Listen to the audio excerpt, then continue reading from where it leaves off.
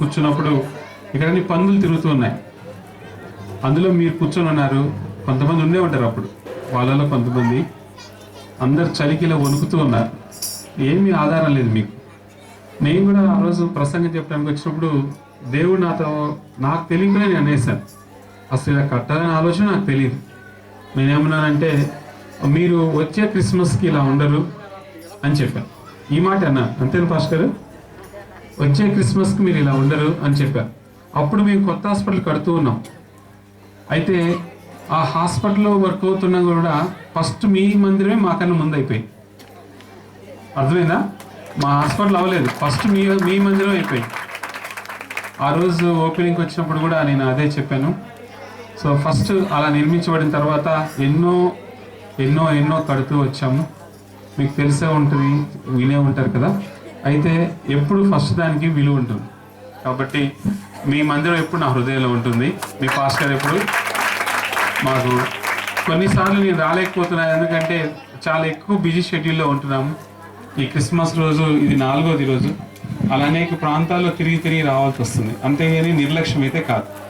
Next ఇప్పటికి already చాలా time అయిపోయింది. టైం 11:30 బాగైంది. కాబట్టి నేను 11:30కు ముగిస్తాను. అంటే 15 నిమిషాలు చెప్తాను. 15 నిమిషాలు కూడా దయచేసి వినండి. ఒక ఇంపార్టెంట్ మెసేజ్. తప్పనిసరిగా మామూలు ఏదో చెప్పి వెళ్ళడానికి నేను ఎప్పుడు రాను.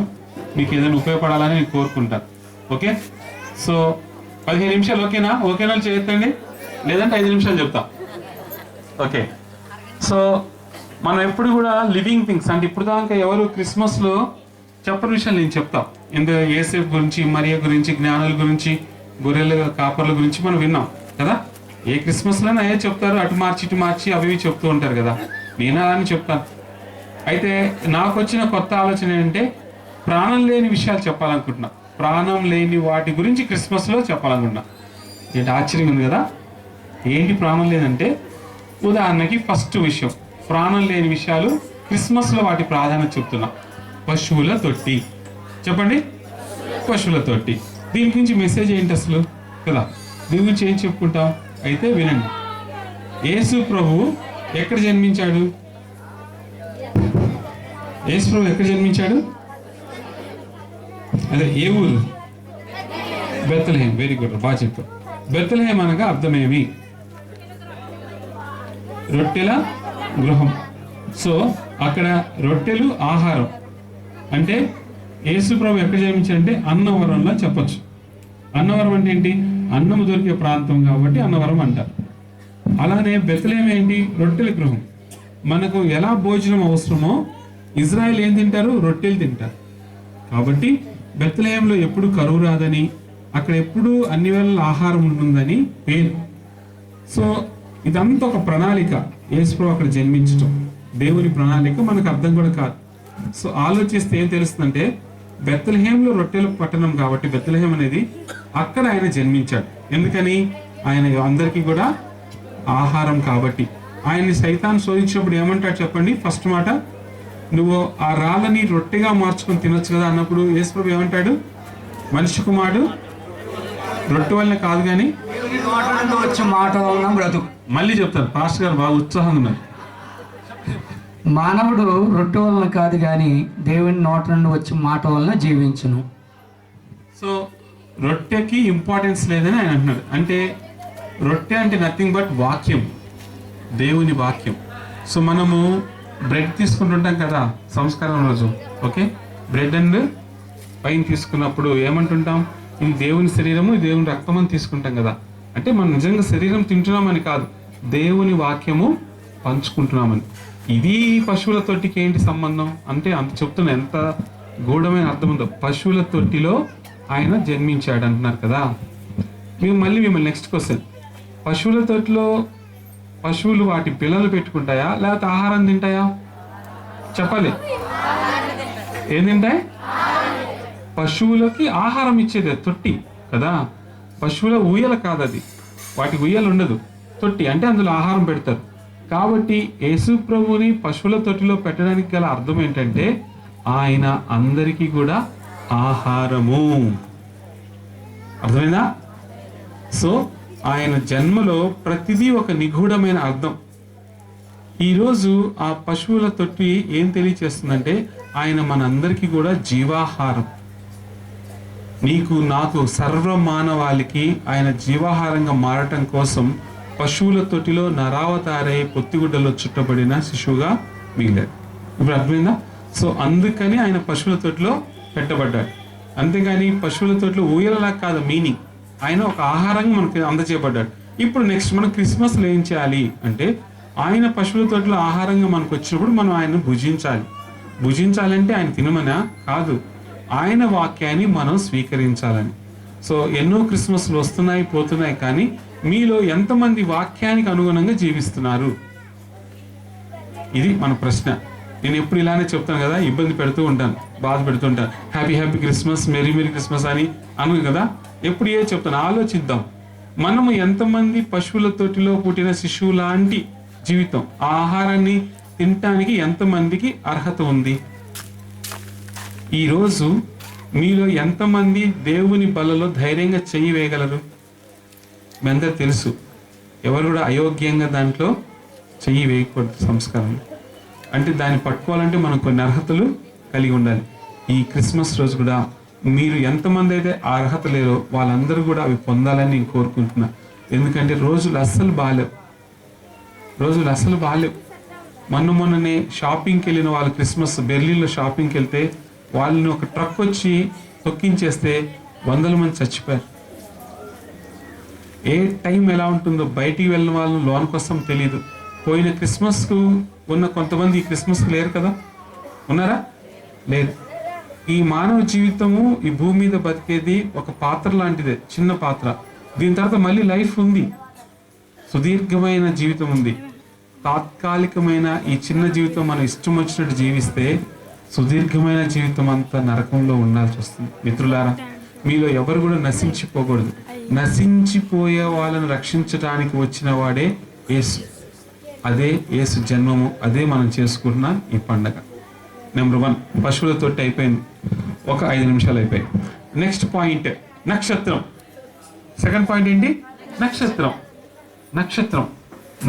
ఏంటి ఇంపార్టెన్స్? నక్షత్రంతో ఏం చెప్తుంది? నక్షత్రం వాళ్ళకి దారి చూపించింది, రైట్? నక్షత్రము దారి చూపించడమే కాకుండా వీరు దారి తప్పిపోయినప్పుడు నక్షత్రం వెయిట్ చేసింది బయట. మళ్ళీ వాళ్ళు దారి తెలుసుకొని వచ్చేదాకా వెయిట్ చేసింది, మళ్ళీ వాళ్ళని నడిపించింది.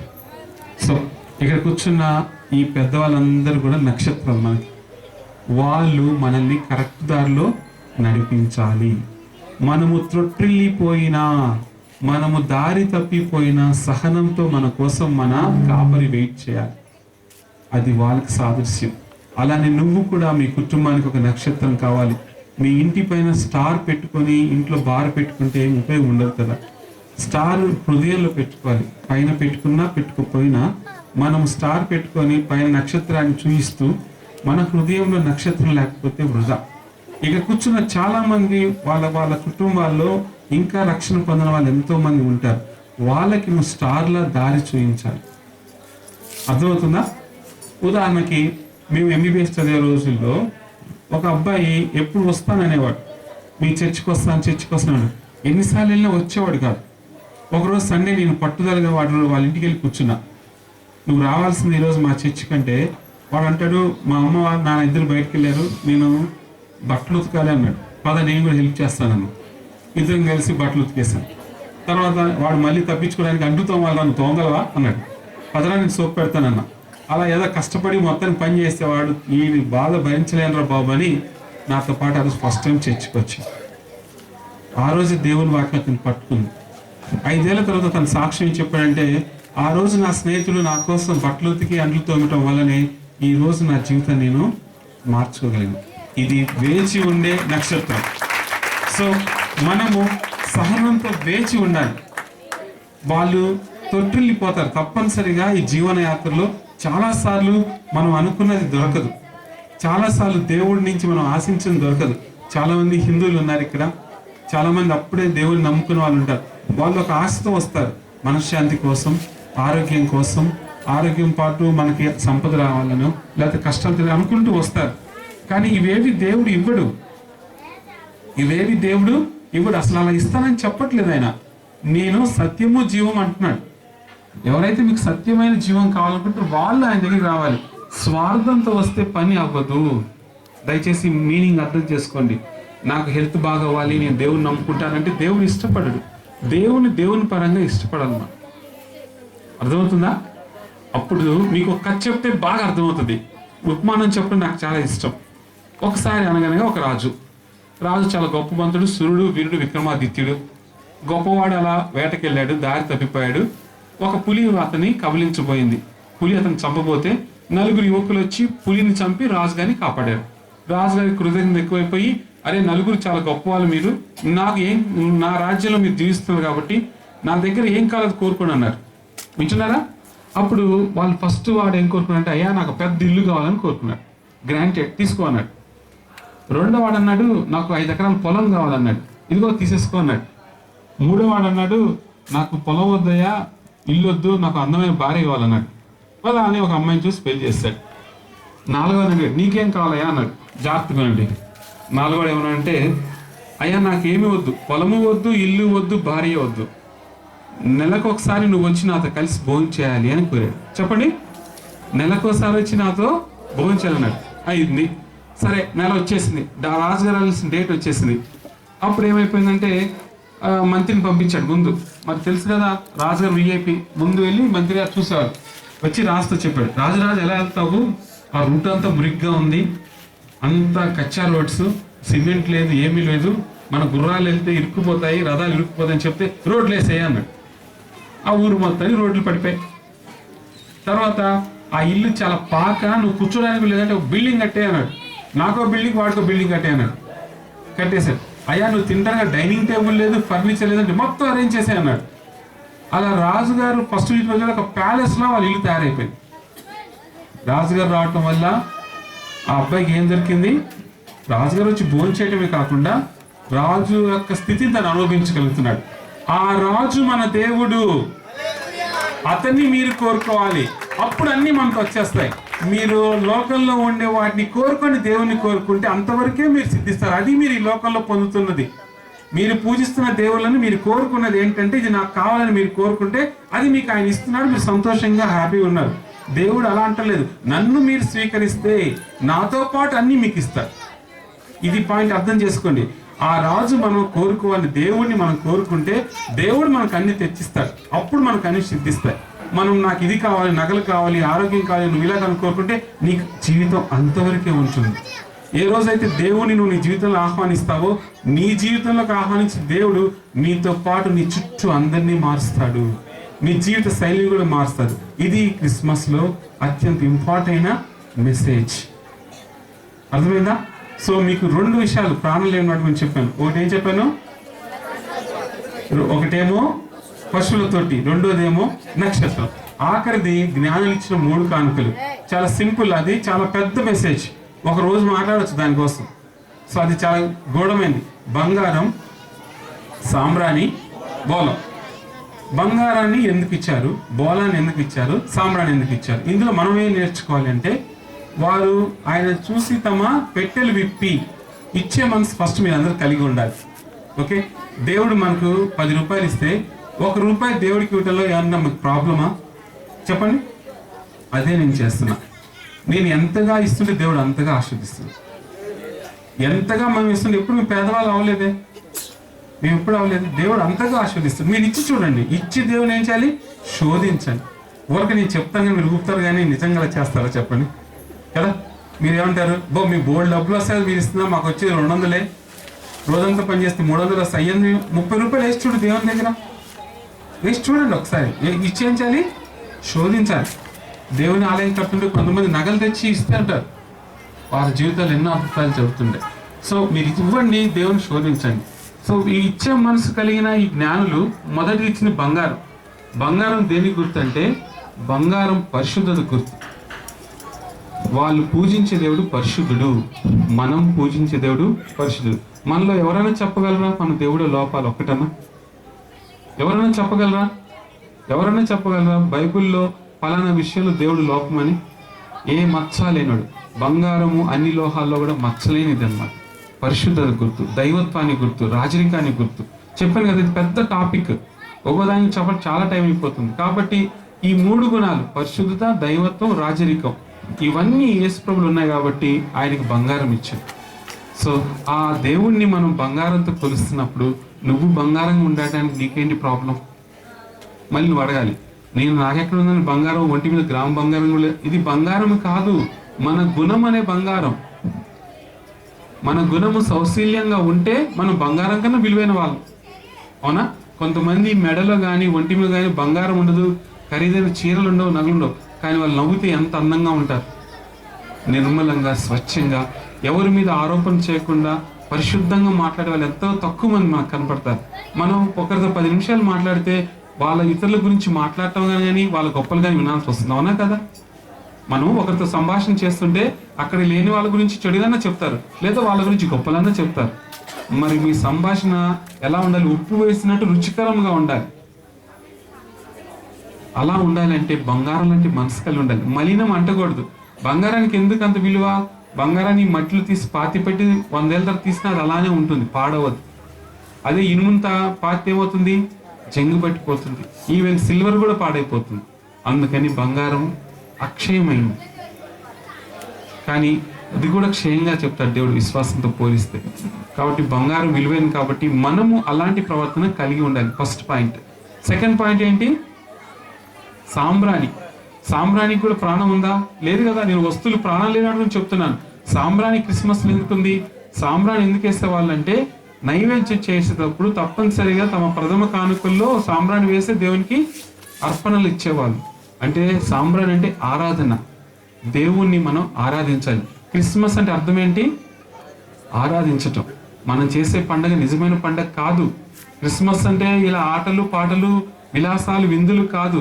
మెయిన్ ఫస్ట్ ఇప్పుడు మనం చేస్తుంది కరెక్ట్. ఇక్కడ మనం మాట్లాడి దేవుణ్ణి ఆరాధించాలి, దేవుని వాక్యం వినాలి, దేవుని వాక్యం చదవాలి, దేవునితో మాట్లాడాలి, ప్రార్థన చేయాలి, పాటలు పాడాలి, ప్రతి పనిలో దేవుణ్ణి ఆరాధించాలి. ఇది ఆరాధన గుర్తు సాంబ్రాణి. ఇంకోటి గుర్తు ఏంటంటే త్యాగానికి, మానవత్వానికి గుర్తు. సాంబ్రాణి అనేది ఒక పౌడర్, చెట్ల నుంచి తీస్తారు జిగురు, దాన్ని ఎండబెడితే పౌడర్లా అవుతుంది. ఆ పౌడర్ మీ అందరికి తెలుసు, నిప్పుల మీద వేస్తే కాలిపోతూ మంచి సువాసనని ఇస్తుంది. సో యేసు ప్రభు కూడా తను మండిపోతూ మనందరికీ కూడా సువాసభరితం జీవితం ఇచ్చాడు. తను మరణిస్తూ మనకి జీవాన్ని ఇచ్చాడు. తన జీవితాన్ని మనకిచ్చి బ్రతకమని చెప్తున్నాడు. అది సాంబ్రాణి. చివరిది బోలం. బోలం అనేది గోపరసం. దీన్ని చెట్ల నుంచి ఒక తీసే గమ్ అన్నమాట. దీన్ని అనేక కెమికల్ రియాక్షన్ జరిగిన తర్వాత దీన్ని స్టోరేజ్కి వాడతారు. చనిపోయిన తర్వాత మమ్మీస్ తెలుసా? ఈజిప్ట్లో మమ్మీస్ అంటే ఇప్పటికి కూడా వాళ్ళ శవాలు ప్రిజర్వ్ చేయబడి ఉన్నాయి. మమ్మీస్ అంటే ఈజిప్ట్లో పిరమిడ్స్ ఉంటాయి. 3000 సంవత్సరాల క్రితం 4000 సంవత్సరాల క్రితం పరిపాలించిన రాజుల శవాలు ఈజిప్ట్ వాళ్ళవి ఆ పిరమిడ్స్ ఉంటాయి. ప్రపంచ వింతలు అదొకటి.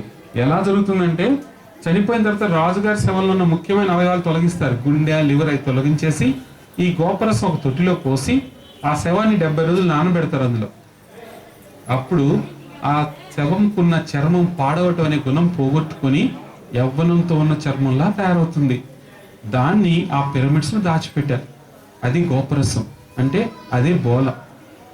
సో బోలం అనేది ఆరోగ్యానికి గుర్తు. సో ఆయన మనల్ని స్వస్థపరచడానికి వచ్చాడు. రెండో అర్థం ఏంటంటే ఆయన మరణించడానికి వచ్చాడు. ఆయన తిరిగి లేచాడంటే కూడా గోపరసం గుర్తు. ఇంత మీనింగ్స్ ఉన్నాయి. సో వీటి నుంచి మనం ఏం నేర్చుకోవాలంటే మనం పూజించే దేవుడు పరిశుద్ధమైన దేవుడు, మనం పూజించే దేవుడు గొప్పవాడు, రాజు.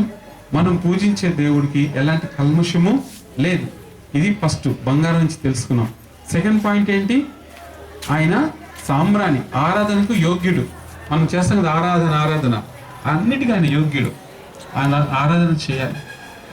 మూడోది ఏంటంటే ఆయన మృత్యువు నుంచి జరుగుతున్న పునరుద్ధరణ తెలియడానికి బోలం. ఇవి ఈరోజు 5 విషయాలు. ఓకే, మీకు పశువులతోటి చెప్పాను, నక్షత్రం గురించి చెప్పాను, 3 విషయాలు చెప్పాను. మీరు ఇందులో ఏదవ్వాలనుకుంటున్నారో వాళ్ళందరూ కూడా ఈరోజు కళ్ళు మూసుకొని దేవుని ప్రార్థిద్దాం. ప్రభువా, నేను బంగారంలాగా స్వచ్ఛంగా ఉండాలనుకుంటున్నానా? నేను పశువుల తోటలో ఉన్న జీవాహారాన్ని ముట్టుకోవాలనుకుంటున్నానా? నేను నక్షత్రాల నుండి మా కుటుంబంలో అందరికీ దారి చూపించాలనుకుంటున్నానా అనే వాళ్ళందరూ కూడా ఈరోజు కళ్ళు మూసుకొని ఈ క్రిస్మస్ రోజు ఈ 5లో ఒకదాన్ని కోరుకుందాం. నేను అన్ని అవ్వమని అంటలేదు మిమ్మల్ని, ఒకటి కోరుకోండి. ఓకేనా? అందరికి ఇష్టమేనా? ఓకే, దాన్ని కళ్ళు మూసుకొని ప్రార్థన చేద్దాం. మహోన్నతుడా తండ్రి ప్రభా, ఈ చిన్న మెసేజ్ని దీవించండి ప్రభా. 5 విషయాలు మేము మాట్లాడుకుంటుండగా, పశువుల తోటలో మీరు మాకు జీవాహారంగా ఉన్నారు తండ్రి.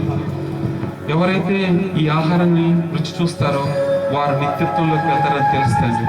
ప్రభా, మాకున్న ఈ ఆహారం వాక్యం తండ్రి. వాక్యం చదవటం, వాక్యానికి అనుగుణంగా జీవించడం, ఈ 2 మేము చేయలేకపోతున్నాం తండ్రి. ఇక్కడ కూర్చున్న చాలా మంది బైబిల్ ఎంతవరకు చదవలేదు తండ్రి. వారి కోసం ప్రార్థిస్తున్నాను తండ్రి. చాలా మందికి వాక్యంతో మాట్లాడటం తెలియదు తండ్రి. చాలా మంది వాక్యం తమ జీవితంలో అనుభవించుకోలేకపోతున్నారు తండ్రి.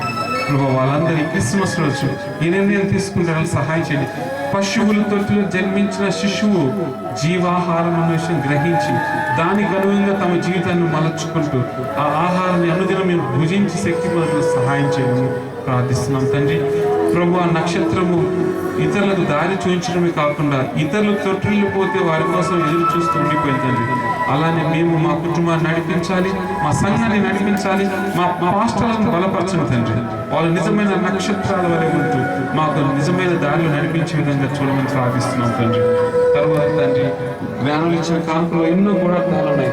మేము బంగారం వల్ల స్వచ్ఛంగా ఉండాలి, మేము ఇచ్చే మనసు బంగారంలా ఉండాలి, మా విశ్వాసం బంగారంగా పోలి ఉండాలి తండ్రి.